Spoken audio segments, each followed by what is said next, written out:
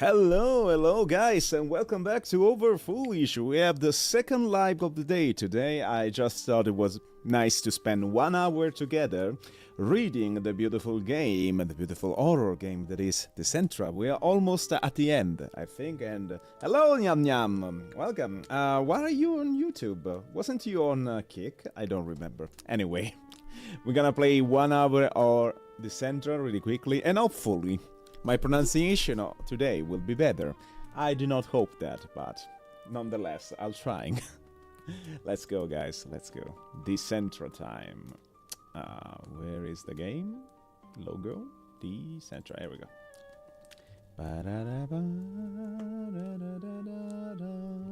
Wasn't you on Kick, Nyam Nyam? I do remember you to be on Kick, not on YouTube. But maybe I'm getting wrong. Okay, it's time. I do hope that the volumes of the music are not too, strong. Last time, we was caught in the void. Dove scarcely breathed. She held me close and twisted her body in an attempt to hide me from the one who approaches. It's the witch. I brace myself to face his wrath. His footsteps create a wet slap on the dwarf's closer. The sound of the footsteps, it's much lighter than I expected them to be. My whole body seized with the terror. What have you done? Dove flinches from the wave of energy that radiated off of him. A feeling of nausea pains my heart as the body steps out of the shadow instead of the witch. Dove's breath catches, and her arms shakes around me. They hold onto me like a lifeline. The light from above creates a harsh shadow over the body and rigid feature. I didn't see you live yesterday. Well, I'm alive every single day. I don't remember the last time I see you. I thought you were on Kick. You insolent child. Do you understand what you've done? The boy bares his feet in a sneer. He circles around the bed with his hands behind his back, like a viper taking its time to stalk its prey before it strikes.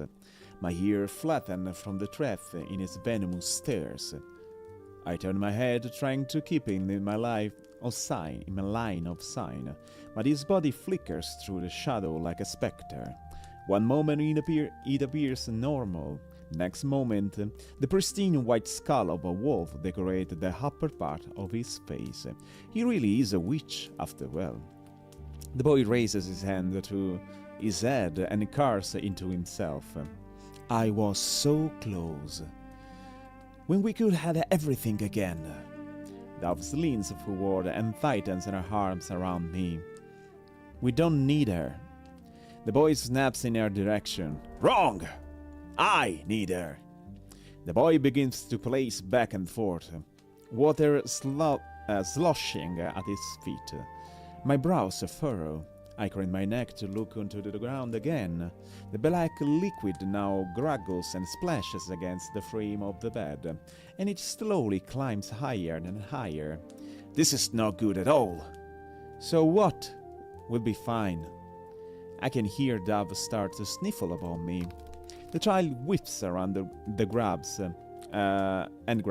around and grabs the two posts of the foot bed. I hear them crack under his grip. I will not be fine. Dove's breathing turns ragged. To think you would betray her so. Dove hiccups and hides her face in my neck. You know of the expectation she had for you. I suppose she would be so proud of what you done. I hear Dove gasp. She would really love what you became. So wicked, all on your own. The boy's face twists into a weird smile. I can hear the wooden post under the boy's hands start to splinter. Soon after, something begins to slither up from the dark water. Tendril of oily black vines coil up the frame of the bed and slowly crawls toward us. Thorny resembling long and sharp needles spike out from them. The boy's face suddenly falls into despair, and his gaze drops. If she hadn't become so greedy, I wouldn't have had to do what I did. I watch his expression turn sour before his head snapped back up to glare at Dove with the glassy eyes. She is all I have! The post break in half. Dove throws herself over me as the broken woods is followed by the rising ebony like around us, creating a defending splash. Dove's cold body trembles and I feel anger swell in me like a dark wave. Does Dove truly mean nothing to him? I start to growl. The boy glares viciously at Dove. Now you've made things considerably more difficult. Do you know how much more we will have to pay to bring Hypatia back? This is not fine at all, Dove. I hear Dove break into a sob, then I snap. I tear out in her arms and lash out of the boy with a snarl. The boy stumbles back slightly in surprise, but manages to respond with a dark scowl. You! Dove's breath hitches behind me when the boy starts to lift his arm. I think I've tolerated you disrupting my home for long enough! I stand my ground and my throat rumbles. I bend my knees to prepare my attack as the bloody patterns begin to manifest on the back of his hand. Then, in a single blink, we are back in Dove's room, with the curtains of her canopy back in place. The boy spins around. I hear glass crunch under his feet. His enraged expression melts in confusion as he faces the window. And then the sound of thunders through the entire mansion. I freeze and a chime of the grandfather clock pierces the air. The heavy metal clank makes the air around us tremble and painful reverberate inside my skull. My body submits to the overwhelming sound and my tail goes between my legs. The boy's hands fly up to cover his ear. The hell? The boy groans out in agony. Black veins begin to spread from the dark markings around the boy's eyes. I can see blood dripping start to drip from his nose. He staggers back and brings a hand up to swipe at the blood. His eyes widen in shock when he sees his coating his fingers. I can see the window behind the curtain of the canopy, but for just a fraction of a second, I swear, I see the red light that spills into the room flickers with a mysterious shadow. Shit! The boy cups the bottom of his nose, then makes long strides toward the door in a hasty exit. He pauses at the threshold of the broken door, then places his hand on the frame. Red bloom is the back of his hands as a magic circle forms and overrides the incomplete spell etched onto his skin. You will stay here and out of my way. Dove lets out a panicked gasp. No! Doves bounced off the bed and threw herself to the door, just as it vanished within the boys on the other side. Dove slams against the blank wall that now stands where her door used to be. I hop off the bed. Oh my god! I hop off the bed and try to avoid the paint-covered grass all over the floor. A breeze brushed against my fur, it coming from the window. I take a peek outside. There is no longer anything separating us from the outside element. The glass panes of the window have been completely shattered, and now Dove's painting like in scattered pieces across the floor. Somewhere else in the house, the grandfather clock continues its booming toll. Time flows so much faster when you can hear its presence. When it was quiet, I felt like I had the permission to think, and I had been frozen. Put on hold. So that's when it once resumes everything that had happened in its absence wouldn't count as real. The disturbing clanging finally stops, but the sound of ticking continues mercilessly. Oh my god, mercilessly. Also, I always forgot that I have to move myself when I play Dicentra. Wait a second, guys. There we go. I'll stay here. Okay, perfect. I always forget that.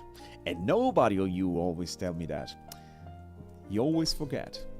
Her hands drop. Without making a sound, she stands and turns to face the mess of glass of the floor. Streaks of dried black tears and red blotches paint her cheeks. Her eyes scan the glass and the window weirdly. It is like she's just become completely numb to everything. I whimper. Dove leans down, picks up a shard of glass, and clenches her fist around it. The glass slices into her palm, sending Dove into a state of shock. I tilt my head in concern. Did she think it wouldn't cut her? Her head twists on her neck as she's searching around the room for something, but all she finds is silence. My brows press together as I observe her strange action. Then something clicks into my mind. I remember seeing her do something like this before. After Babel had left, Dove looked for her just like she does now. Dove's eye dropped to the ground as she released the shard, her arms falling at her side. Oh, I am alone now. My eyes slowly blow wide open. She dropped onto the floor in her heap, and her eyes turn into a dull blue. Oh my god, she's becoming blind? As she retreats into the dark corners of her mind. It's the last safe place she has, all because of me. Each ghost was a decoration that hid the bars of the birdcage Dove calls home, despite the fact that they had been rotting away long before I had arrived. One by one I ripped them down, forcing her to see this space for the cold, empty prison cell it truly is. It's because of the ghosts themselves that she was able to find comfort, being in a place so deprived of that. Without them, what does she have? Well, she does have you, Basil. I look around the room and analyze every little detail. The books, the plants, and the drawings, the monsters. Everything Dove has done since I first met reveal everything I need to know about her. Dove has never tried to get out. She's already learned how to live with the walls closing in on her every day. I feel my fur bristle. Dove had lived with the monster like she was one of them. She must think she truly is one, after being treated like one for so long. She's been convinced that she is something that belongs to the night, hidden away, locked away. Something undeserving of love and care. No, something that can only be loved by things that are as terrible as she is. Dove's father had locked her cage from the outside, and she had locked it from inside. The ghosts were her distractions. That's all Dove has ever done, distract herself, so nothing needs to change. If she is distracted, she won't focus on the things she's truly yearn for. She won't think of how she wishes things were better. For Dove, the path of improvement starts at sheer cliff. She's now stand at the top, looking down, completely scared out her wits. There are two options at this point for her. She can either stay at the top, where the air is cold and thin, or she can walk to work into the unknown. Either choice seems terrifying. They both look like impending doom, but maybe, if I stay by her side, she will have the courage to make the right choice.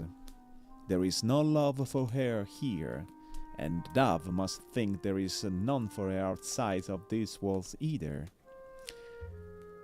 But there is me. Perhaps she's right. No. I'm here for you, baby. I will love Dove. So much that I will overflow with it.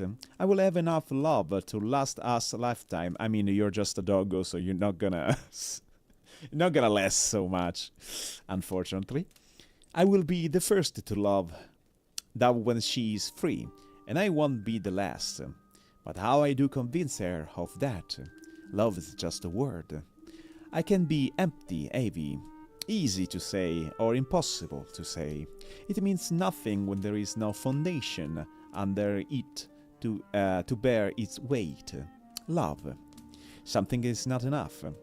Something is too simple. Something is too complicated. To say you'd love or loved, to love or loved, can mean so many different things. To whoever hears it. So how can I define what my love means for Dove? How can I prove to her that these feelings I have is hers to have, to take, to use, to consume, to devour? If I were to cut out my heart, and serve it to her on a platter to feast on, I still don't think that would be enough. I take a deep breath to calm my frantic beating in my chest. Maybe nothing will be different out on the outside. After all, there is no such a thing as a normal childhood for children like us. When other kids were playing in the creek to catch crayfish, I could only watch from the distance. The last time I tried to play with them, they ran away. They knew who I was, what I was. Their parents would have told them, warned them to stay away. Not painfully, no, that wouldn't be effective. What is more powerful than the curiosity of a child? Oh, by the way, guys, I need to check just one instant the volume of the microphone because I changed something, so give me a second. The volume of the microphone because I changed something, so give me a second. I think it's pretty low. Wait a second. I think it's pretty low. No, it's actually good.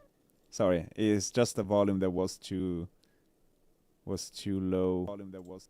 Okay, it's good. Let me know about the volumes, okay? If you hear something that, you know, is not right for you, like the volume of the music, if you want more music, you know. The most important thing is the music to not override my voice, okay? Just that. Not many things, I think. Would I know that best? They needed to be created to keep their children away from beasts like us. To them we are folklore, songs, scary stories to be told at bedtime. Our nails are iron, our feet are sharp, our eyes can curse, our voices can steal, our blood can burn. And I suppose after everything I've been through, they're right to be terrified. We truly are nightmares brought to life. We are nightmares that pierce through solace, disturbing those who catch us in the light amongst them. We don't even look that different though, at least not at first.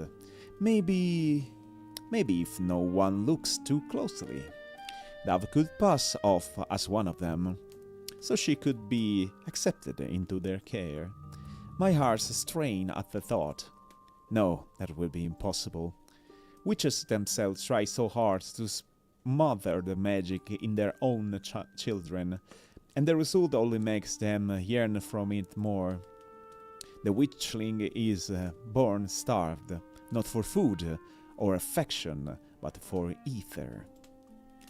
That's why we can never be mistaken for human. We wear our hunger for magic on our sleeves, so you are a special wolf. You're not just a wolf, you're like a magical wolf or something, like one in the legend. Anyone would be able to instantly tell that we are not the same. After everything that's happened to try and contain Dove, even outside the wall of this mansion would be too cruel. If Dove cannot be loved for who she is, what would all of this effort be for? I look to my side. Near me, Dove wraps her arm around her knees and hides her face. You have to leave this place. Not without you. My eyes swept over the scattered shards of glass and the paintings that have been separated into parts like puzzle pieces. I start to push large pieces together until the paintings align, not really considering the reason for my action. Dove's eyes widen, and she tries to push me away from the glass. Stop! You get hurt! Don't bother yourself, they're just stupid drawings. I wince when a shard cuts into the fleshy pad of my paw. But I do not stop. You made them. How can they be stupid? My bleeding pulse leaves little red marks on the floor as I continue rearranging the broken glass. As the paintings slowly reform, I take a note of what they are. The long limbs of Ciri, the flowing train of mycelium from Babel, the many hands of Odette, and the sharp elbow of Grail. Dove had even painted the trailing gore of her mother ghost. Their image become laid out of before, cradling by swirling brush strokes. Dove uncurls her arm and leans forwards on her palm. Her fingers reach out to tentatively brush against the glass. My paws sting with cuts and leaves smudges of red on the floor. As Dove admires the fractured paintings, an idea from in my mind. As I burst into action, I wonder how I had never thought to do this before. I press my bloody paw onto the floor and work hastily. I get even more chunks of glass embedded into my paws, but I'm numb to the pain at this point. I bark to get Dove's attention. She turns her head slowly, then I watch shock begin to take over her features. Dove's lips move, not speaking, simply mouthing the word I've written on the floor. Her eyes grow watery. You. Oh, so you can write, of course. And I didn't think about it, of course. I open and press a little red paw prints against her dress. I then hop back down and tuck my chin into her chest to point at myself and me. I move to stand behind the word.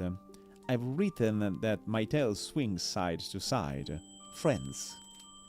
You and me, friends. Oh, cute. Written in blood and whole, which has to mean something, right?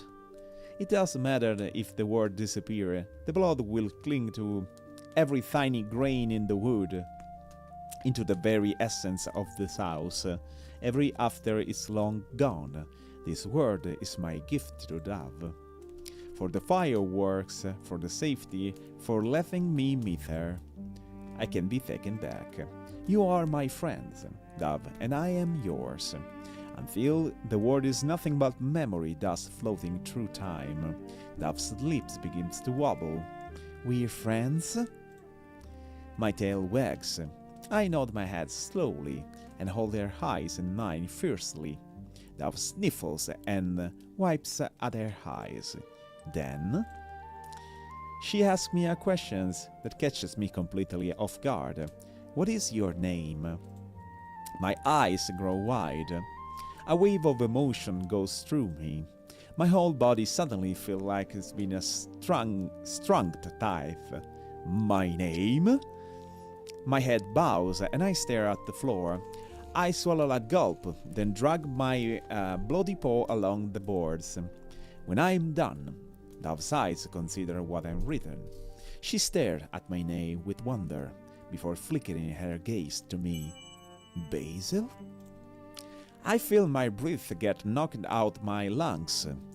I blink rapidly to fight off the wave of sadness. I didn't know I would miss hearing my own name so much. It feels like a piece of my true self has been returned to me. I miss it so much.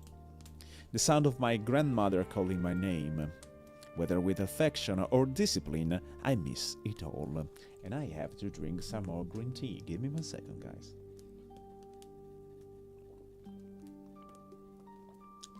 By the way, once you watch the video, either you on YouTube or whatever other platform, let me know if you like the dubbing of this game, because I do need to practice more English, and I thought it would be a good idea to bring you, my exercises in formal games, so you can enjoy the narrative of the game, and also I can have my practice. So you let me know in the comments.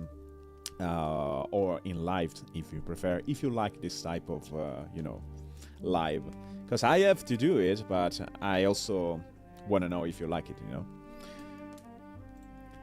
Dove lets out a small hiccup, and the well inside of her begins to overflow. Tears fall down her cheeks. The sun shines in the obsidian streaks like starlight. Oh... She surges forward and throws her arms around my neck. Also, she's like, I don't know, crying blood. I desperately wish I could also shed on my own tears, but my feelings are trapped inside of this body. I can do no more of that softly whimper out of my sorrow. Awoo! Dove sobs into my fur and wipes at the snot that leaks from her nose. Oh, she's so cute. Basil! My heart jumps at the way she says my name. My eyes close and I nuzzle my head against her breathing, in the way she smells like old books and withered lilacs to hide the smell of decay that clings to everything in this house. Dove cries her heart out. I begin to wonder if she'll cry herself to death. I think she has enough tears hoarded away to cry endlessly. Eventually, though, her wails start to wane into a quiet sniffle. I jump when my ears pick up the sound of something clinging. Dove's fingers clutch the leaf charm on my knuckles. It suits you even more than I imagined, because the knuckles is actually a leaf of basil. And she didn't even know, it's just destiny, I look up at Dove, and she smiles softly before turning her head towards the broken glass. Dove pulls away from me and looks to her side. It's not done yet. My gaze swings to the empty section above the painting of the monsters. The other parts were easy to fit together because I could recognize the creatures, but some sections were difficult to piece together. Dove moved to kneel before the unfinished section with her back to the window. She leans over the pieces and starts to place the missing part together. Her hands move confidently to stitch the fragment together. I suppose it makes sense that she is far more familiar with her paintings. When she is done, she leans back. The completed painting finally sits before me. I tilt my head, and bewilderment as I take it in. I've never seen this creature before. The longer I gaze upon it, the more unsettled I start to feel. The painting is a shadowed humanoid. It's devoid of detail of anything that can help me identify it. The most unique thing about it is the spread of a bat-like wing, okay? And the long clawed fingers that stretch out as if beckoning you to come closer. It's like a demon or something, okay? Are they real or just figment of Dove's imagination? A strong breeze chills me. Dove twists her neck to look behind her. Her hair flies along her like leaves in the wind. I notice her gaze catch onto something and delicately pad over to the window. Oh, a single rose stands on the seat in front of the windows. There is nothing to hold it, something enchanted, to stand perfectly straight as if it is a piece of glass. The petals are white as snow. The petals are white as snow, like the one of the rooftop garden. My instincts are screaming at me to stay away from it, but Dove moves like a clockwork before I can stop her. When it comes to roses, people typically avoid its thorns. This one doesn't have any thorns, though. There usually isn't a need to stay clear of the soft petal, but I would caution that this one stay admired from a distance. Dove brings the tip of her fingers to the cluster of tiny teeth that lines each petal. The petals waste no time to snapping shut around the offered flesh. Dove wrenches her hand back with a gasp, and a small ring of teeth marks a wrap around her fingers. Oh my god. So they have teeth indeed. So they hit meat. Oh my god. We both watch as her blood starts to soak into each petal until the rose bleeds into a vibrant red. Where did it come from? My muscle heart tense. A noise makes me jump. My eyes snap to the outside of the window. It almost sounded like the flap of wings. My gaze darts from the trees to the skies in search, but nothing stands out. Was it just my imagination? I look to Dove, and her eyes are completely fixed on the rose with an expression that I cannot read. The blackness. We remain trapped in Dove's room for days.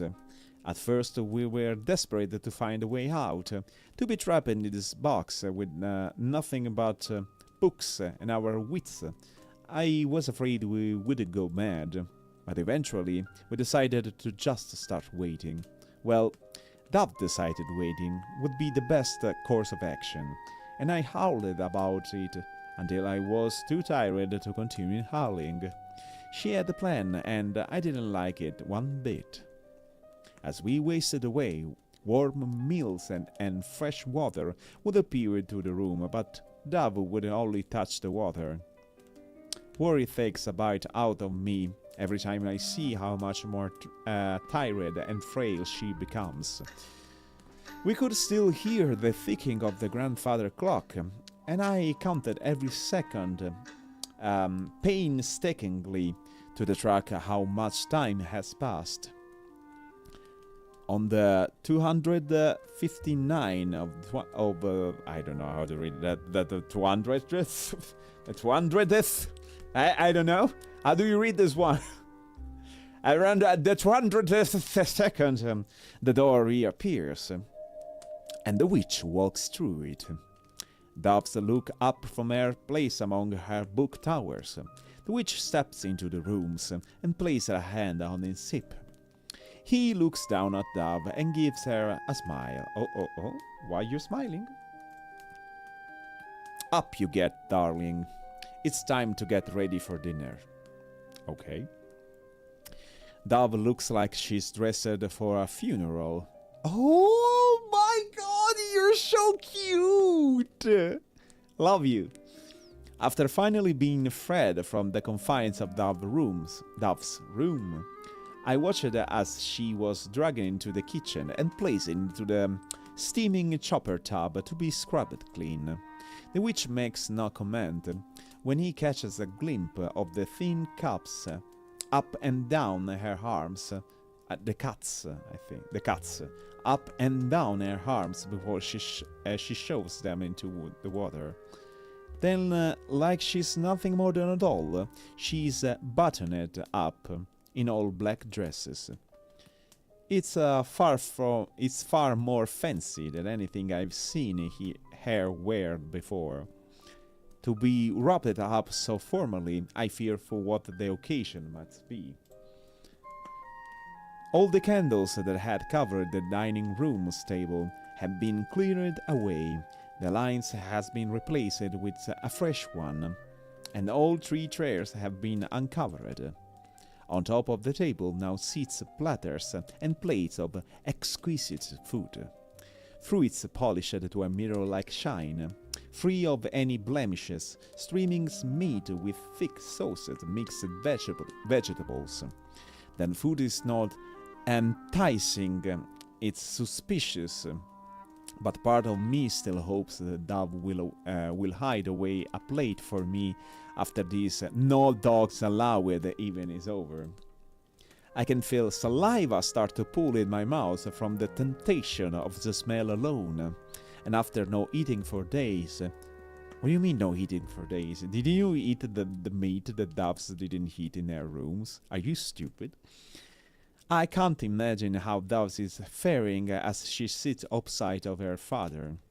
Candles flicker and crackle around the room, while a storm rages again the window outside. That's actually my weather, and my how do you say, my aura, like candles and storm outside. I can't wait for October, guys. I can't wait for the, how do you call that, the rain season or something like that. I sit in the hallway, peering into the room through a gap in the doorway. Music plays friendly on the side, filling the awkward silence. Duffs hasn't said a word. She sits neatly with her hands on top of one. I'm sorry for the background sounds, guys. I have my window open. Okay, sorry. And I'm not using any noise suppressor, so. Doves hasn't said a word. She sits neatly with her hands on top of one of another on her lap, while her eyes try to set the empty chair next to her father ablaze. The witch takes a long sip of the rich dark red liquid in his wine glass and sets it down with a tap. He looks just as weary as Dove does. His skin is dulled as to a lifeless grey, and the marks around his eyes have sunken even deeper and darker. So he have done something. His eyes flicks around the room almost anxiously. A candle pop loudly behind him, and I see his shoulder jump. He twists his neck to quickly look behind him, and my head tilts slightly. Surely that they didn't actually frighten him. Well, it looks like a little bit frightened, though. I can feel my nerves start to fray from his strange behavior. He blinks and composes himself once more, before turning his gaze to Dove and clearing his throat. I'm sorry you've been locked away for so long. I feel my lip curl over my teeth. Is he sorry about her bedroom door, or the mansion's door? I see Dove's eyes blink at me from the corner of my eye before she acknowledged the witch's apology. To which she doesn't. Dove's eyes fall to the cover plate in front of her. She reaches for her fork and holds it ready to finally eat. The witch holds up an hand. Not yet. Dove's bottom lip just out in disappointment. She drops the fork with a clank and slumps in her seat. The witch swears his wine. Don't forget grace, my dear. We can't eat until the devils have blessed our meal. Oh, I see. I see. Okay. Doves crosses her arm over her rumbling stomach. Tell me, what have you been reading lately? I lay my head on my paws and huff quietly. What hasn't she been reading? Doves turned her head to stare out at the rain that taps against the window. Nothing you would find interesting. Indulge me, I'm curious. I love his father. He got such a nice personality. Also, it's not seems to be so bad after all. I mean, he seems to love Dove. Dove takes a deep breath. I was going through all collection of work by one writer. His name was Lowe, or something along those lines. The witch leans his head on his palm and takes a sip of his wine. Ah, yes, I am familiar with him. He sets the wine glass down. Not quite my cup of tea, I'll admit it. But I do find some of his words quite captivating. One of them being, I was never really insane. The witch looks at Dove expectantly.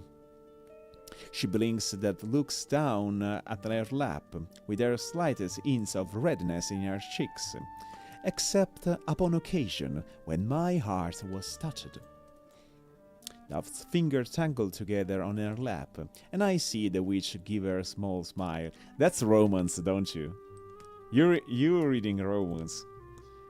Ah, you are definitely a fan of his work already, I see. More red stained Dove's cheeks, and she sinks lower into the chair. Oh, she's so shy, embarrassed. Oh, what was that? The witch opened his mouth to continue the conversation, then he suddenly shoots up from his chair. Dove startles just as I do, when his chair falls to the floor with a loud clatter.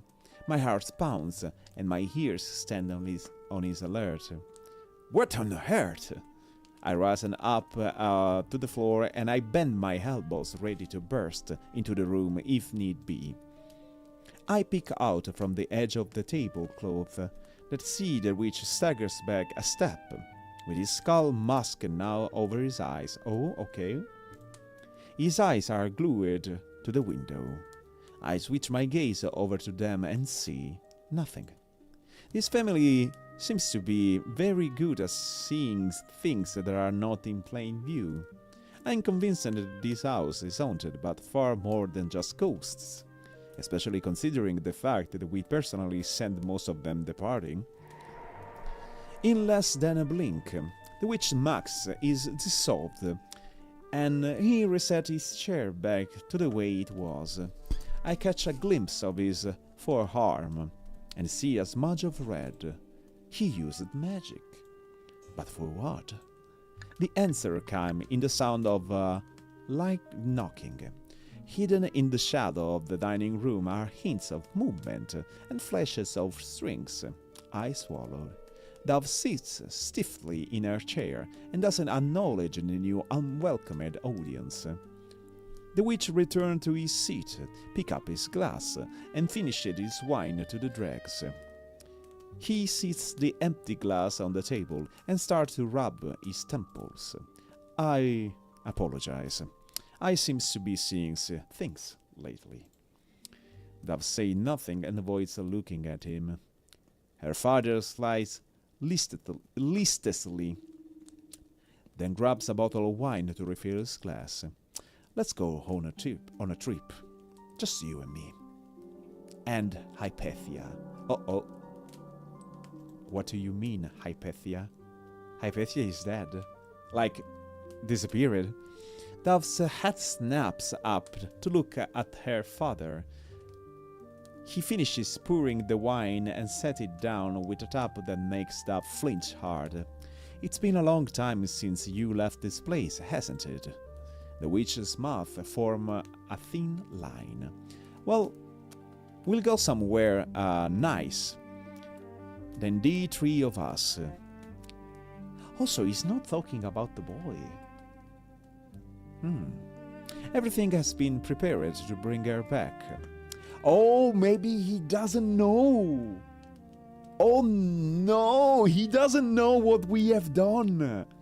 He holds her bowl of his wine glass and considers the deeply colored content. I just need... The witch's brow furrowed together. He seems to be hesitating on what to say. One last thing. Dove look at the father like he's grown 6 head. Shocks then fury crosses her features until her eyes burn bright with betrayal. With betrayal? Or maybe he knows and that was just a fake body, I don't know. Her eyes prick with fears, but she does not let them fall. Dove's eyes drop down to the covered plate in front of her. The witch rises from his seat swiftly and begins to make his way over to Dove, hands on the table. In the air, I start to smell the notes of something sour. I watch Dove nervously. I wanted to celebrate. Dove is as white as the linen on the dining table by the time he has stands behind her. He places his hand on top Dove's plate's cover. Tonight, Dove's mouth falls open like a marionette. We will finally be whole again. Are you what? But we destroyed the body. A single black tear slides down her cheek. I made your favorite. He starts to lift the cover off. Violet. I jump when the witch suddenly flies back and drops the lid with a mind-rattling clang. My ear falls, and a veil is torn away. A clandred smell invades my senses and makes me reel back from my place at the dining room entrance. When I look, I see that all the food in the table has decayed, with patches of mud dusting near every surface. Flies zip around the food, and maggots wiggle and fall into the table in clumps. I force down the need to retch, especially when I lay eyes on Dove's favorite food. I think it might be a little undercooked, considering it's still wriggling at the right thing on her plate. Oh my god. Why? Doves wear a blank expression as she stares down at the leeches. I can even begin to fathom what passed through their head as she picked up her fork and knife and started cutting up her meal. The witch stumbles away in disgust and backs up against the window. So you're telling me that basically every time the devil bless their food, the food become to decaying and become something like this? Oh my god. Dove takes their time slicing a leech into pieces. Blood leaks out from its lifeless body and pools on her plate. Her face is frighteningly calm as she picks up a gory chunk gracefully with her fork.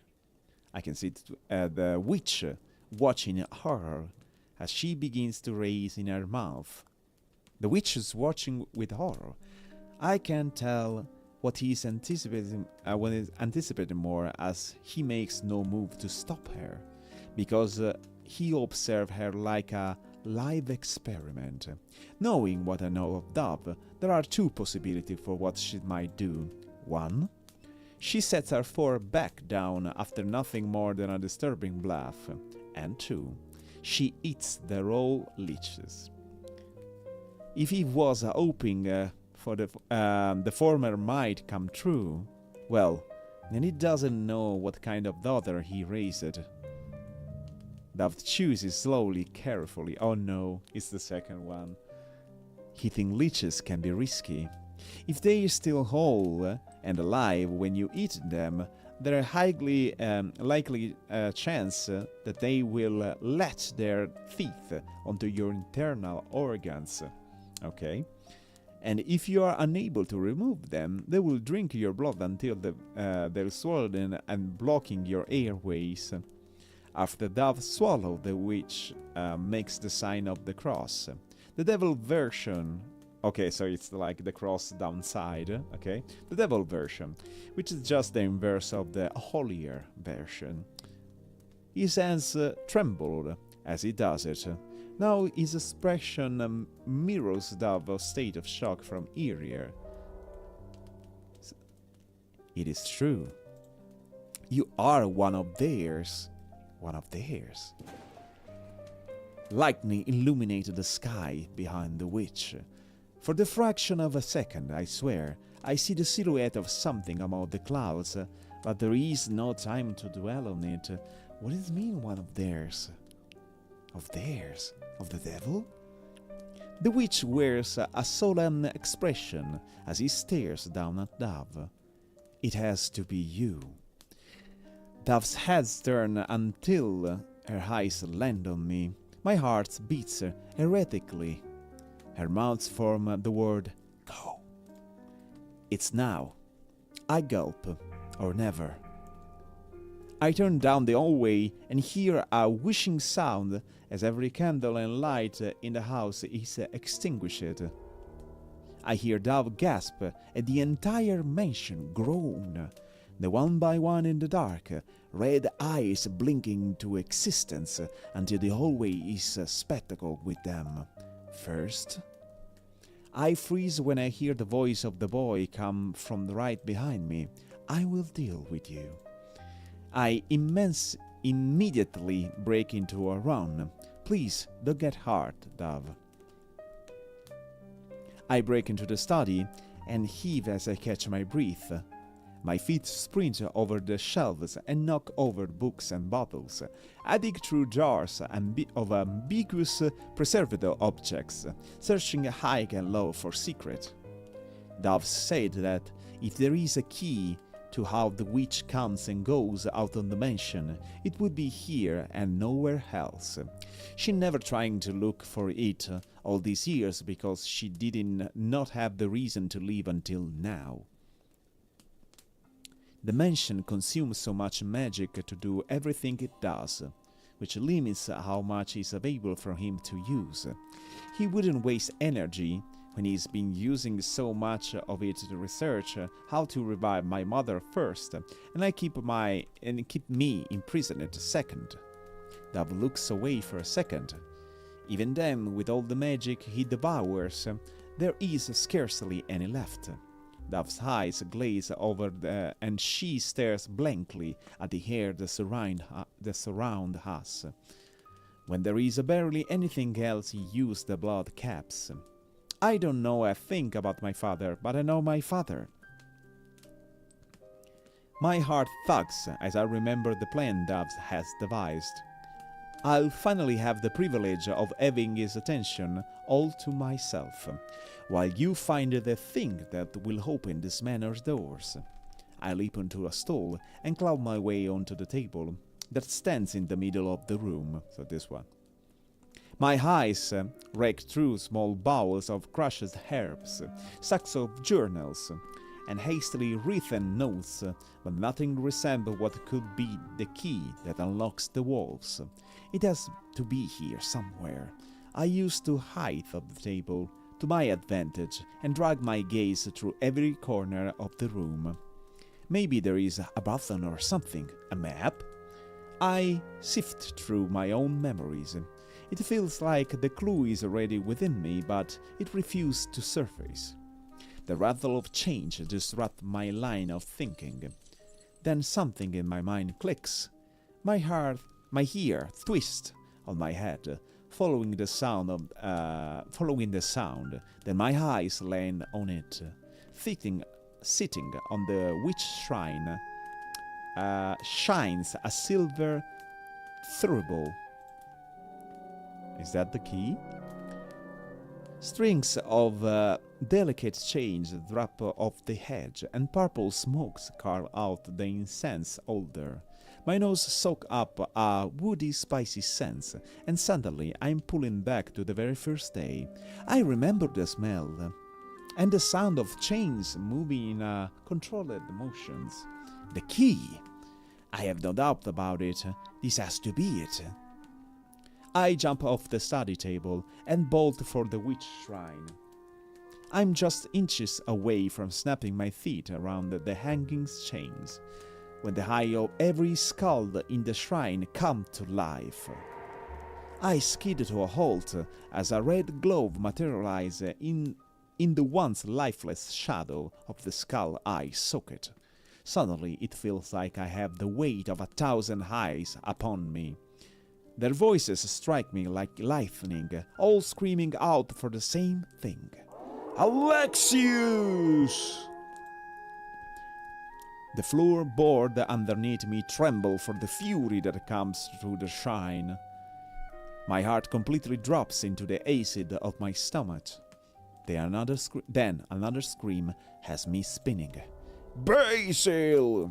that's love, actually. My ears pick up the sound of footsteps coming closer to the study, a set of light ones and heavy ones. I panic. My eyes jump between the thurible and the door. I try to grab the dove. I need to go to Dove. I want to go to Dove. I mean, I'm more concerned about Dove than the key. I just don't want. I mean, I want the key because I want to go out with Dove, not just by myself. So I'll go to Dove. I found Dove wandering the halls, frantically searching for me. When she sees me, she sucks in a sharp breath and starts to rush over to me. I thought, he got you. I couldn't distract him for long enough. I'm sorry. I wanted to find you before he did. Her eyes crawled over me. Did you find anything? My tail wagged, and I started to nod eagerly, that I remembered that I had left the thurible behind. In the study with the witch. Oh, just give me a second, guys. I need to check something.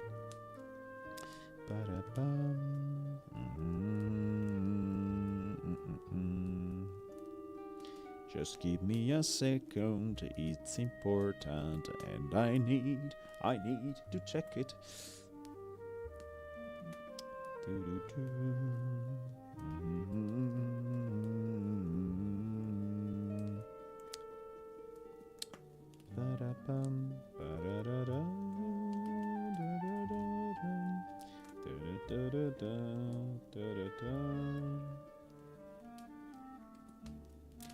Yeah, is that the right one? Yeah, that's the right one. Okay.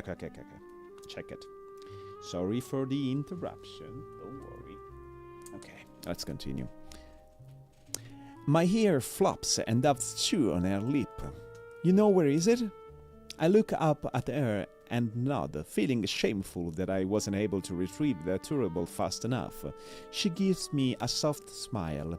Then we'll get it together. Absolutely, that's what I wanted to. Dove's word struck a fire within me. She stands tall and puts on a brave face as we start to head back together. I lead the way on hurried feet. Dove's footsteps start to follow me, then I hear them stop. I pause, then look back in confusion. Dove looks down at the ropes of black strings that wrap around her. Oh, then gives me one last look of terror before the strings rip her away from me and down the darkness of the hallway. Oh, no! Yeah, she goes away. Okay. Her screams pound in my ears as the house swallows her. In the chilling silence of that follows, I hear chains. Uh-oh, is the boy. Looking for this, doggy? I turn my head and capture just a glimpse of the boy. Before he melts into the darkness, he doesn't seem to be nice at all. I twist my neck trying to follow the phantasmal movement that stalks me in the gloom. I can hear the chains of the thurible swinging and smell the smoke that escapes it.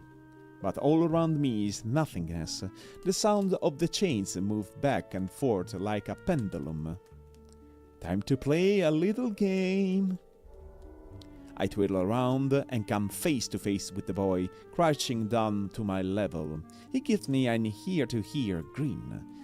Basil. My heart almost explodes in my chest. He reaches toward me and I hold my breath. Why do the witch does not consider the boy? Is the boy the devil? Because it seems to have something like devilish power. It seems to be even more powerful than the witch itself. So maybe the boy is the devil, and just Dove can see it. His hands wraps around my snout and gives it a rough pull. His vermilion eyes deepen until they're almost black, and he glares down at me. "Thug, you're hit?" I glance down at the thunderbolt in his hand and break for it. My attempt to reclaim the incense holder meets nothing but hair. The boy melts into the shadow once again. Then his voice bounces off the walls from every direction, rendering it impossible to pinpoint its source. "Catch me and maybe you can have it your prize." The sounds of clinking chair start vanishing down the hall. I inhale deeply, then exhale. Then I start to chase it.